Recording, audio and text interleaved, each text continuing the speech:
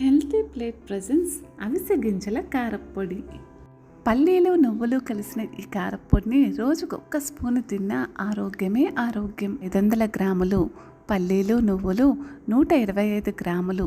మీరు ఎంత అవిసె గింజలు తీసుకుంటే దానిలో 4వ వంతు నువ్వులు పల్లీలు తీసుకోవాలి.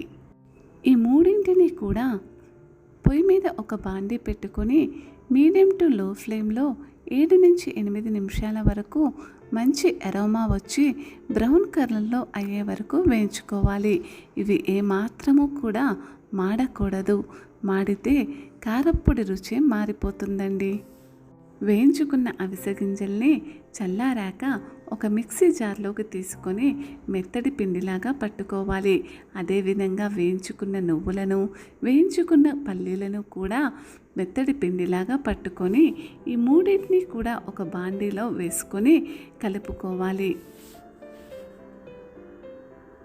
స్టవ్ మీద బాండీ మీడియం ఫ్లేమ్లో పెట్టుకొని ఒక 2 టేబుల్ స్పూన్ నూనెలో ఒక 30 వరకు ఎండుమిర్చి వేసుకొని అవి దూరగా వేగాక మెత్తడి పౌడర్ లాగా పట్టుకోవాలి.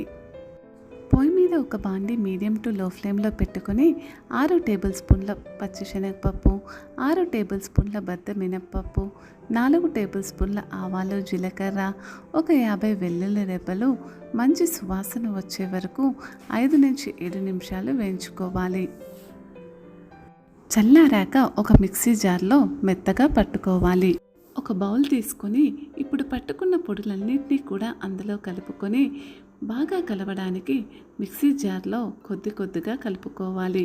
అలా కలుపుతున్నప్పుడు అందులోకి 100 గ్రాముల వేయించుకున్న ధనియాల పొడి, రుచికి సరిపడా ఉప్పు, కొద్దిగా కరివేపాకు, ఒక 4 గింజల చింతపండు వేసి పట్టుకోవాలి. ఎంతో రుచికరమైన ఆరోగ్యకరమైన ఫ్లాక్సీడ్స్ పొడి రెడీ అయిపోయింది. ఈ ఒక్క పొడి చాలండి, ఎన్నో అనారోగ్యాలకి చెక్ పెడుతుంది. ఈ రెసిపీ మీకు నచ్చినట్టయితే సబ్స్క్రైబ్ చేయండి. Thank you.